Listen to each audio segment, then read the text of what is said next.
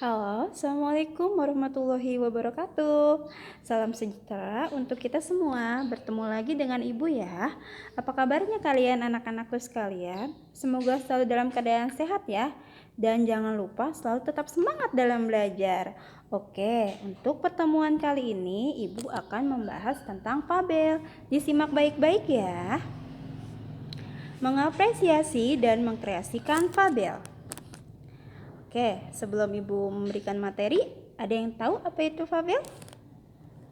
Oke, baik ya. Sebelumnya, Ibu ingin menjelaskan kompetensi dasarnya.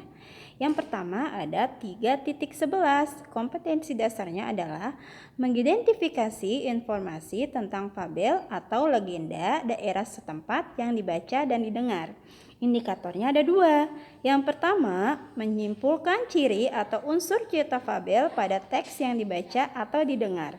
Yang kedua, mendaftar kata atau kalimat sebagai ciri cerita fabel pada teks yang dibaca atau didengar. Oke, kita lanjut ya. Apa itu fabel?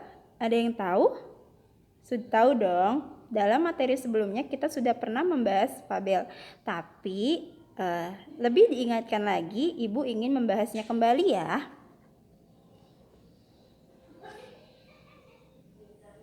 Fabel adalah salah satu dongeng yang menampilkan binatang sebagai tokoh utama.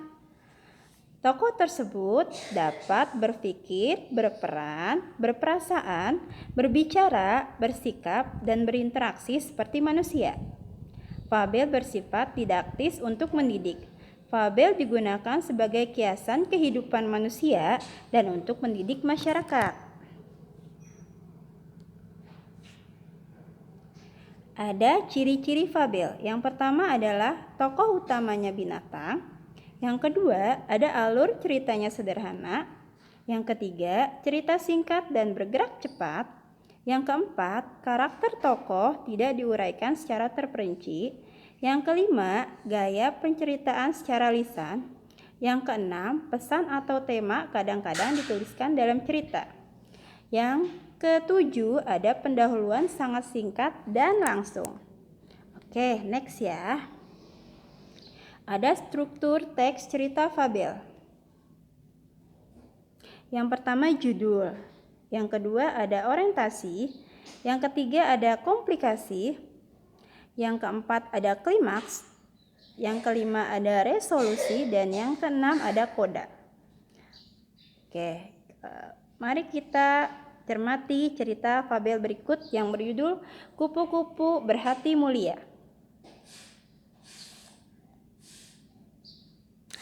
Baik, ini masuk ke dalam orientasi dalam cerita fabel ya. Oke, mari kita ceritakan ya. Dikisahkan pada suatu hari yang cerah, ada seekor semut berjalan-jalan di taman. Ia sangat bahagia karena bisa berjalan-jalan melihat taman yang indah. Sang semut berkeliling taman sambil menyapa binatang-binatang yang berada di taman itu. Selanjutnya komplikasi. Ia melihat sebuah kepompong di atas pohon. Sang semut mengejek bentuk kepompong yang jelek yang tidak bisa pergi kemana-mana. Hai kepompong, alangkah jeleknya nasibmu. Kamu hanya bisa menggantungkan di ranting itu. Ayo jalan-jalan, lihat dunia yang luas ini. Bagaimana nasibmu jika ranting itu patah? Sang semut selalu membanggakan dirinya yang bisa pergi ke tempat yang ia suka. Bahkan sang semut kuat mengangkat beban yang lebih besar dari tubuhnya. Sang semut merasa bahwa dirinya ialah binatang yang paling hebat. Si kepompong hanya diam saja mendengar ejekan tersebut. Pada suatu pagi, sang semut kembali berjalan-jalan ke taman. Karena hujan di mana-mana, terdapat genangan lumpur. Lumpur yang licin membuat semut tergelincir ke dalam lumpur. Ia terjatuh ke dalam lumpur. Sang semut tenggelam dan genangan itu. Semut berteriak sekencang mungkin untuk meminta bantuan. Tolong, bantu aku. Aku mau tenggelam. Tolong, tolong. Selanjutnya ada resolusi. Untunglah saat itu ada seekor kupu-kupu yang terbang melintas. Kemudian kupu-kupu menjulurkan sebuah ranting ke arah semut. "Semut, peganglah erat-erat ranting itu. Nanti aku akan mengangkat ranting itu." Lalu sang semut memegang erat ranting itu.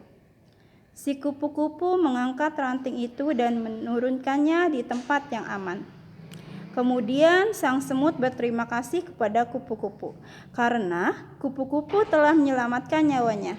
Ia memuji kupu-kupu sebagai binatang yang hebat dan terpuji. Mendengar pujian itu, kupu-kupu berkata kepada semut, "Aku adalah kepompong yang pernah diejek." Kata si kupu-kupu, ternyata kepompong yang dulu diejek sudah menyelamatkan dirinya. Oke, itu adalah cerita fabel ya, termasuk ke dalam unsur-unsurnya. Lanjut kita unsur-unsur fabel. Yang pertama adalah tema. Yang kedua ada tokoh. Tokoh adalah dalam pemeran dalam cerita fabel tersebut ada tokohnya ya. Kalau binatang itu termasuk ke dalam tokohnya karena memang di dalam cerita fabel tokohnya adalah binatang. Yang ketiga ada tokoh protagonis. Yang keempat ada tokoh antagonis. Yang kelima ada tokoh tritagonis. Yang keenam ada figuran. Oke, kita lanjut unsur-unsur cerita fabel ya. Yang ketujuh ada penokohan. Yang kedelapan ada latar, baik berupa tempat, waktu, suasana. Oke, yang kesembilan ada alur, adalah jalan cerita. Alur di sini dibagi menjadi 3 ya. Alur maju, alur mundur, dan alur campuran. Yang 10 ada sudut pandang. Yang ke-11 ada amanat. Amanat adalah pesan yang disampaikan oleh pengarang, baik itu pesan yang tersirat maupun tersurat. Oke, cukup sekian materi dari Ibu ya. Sampai bertemu lagi di lain waktu dan jangan lupa tetap jaga kesehatan dan tetap mematuhi protokol kesehatan. Wassalamualaikum warahmatullahi wabarakatuh. Sekian dan terima kasih.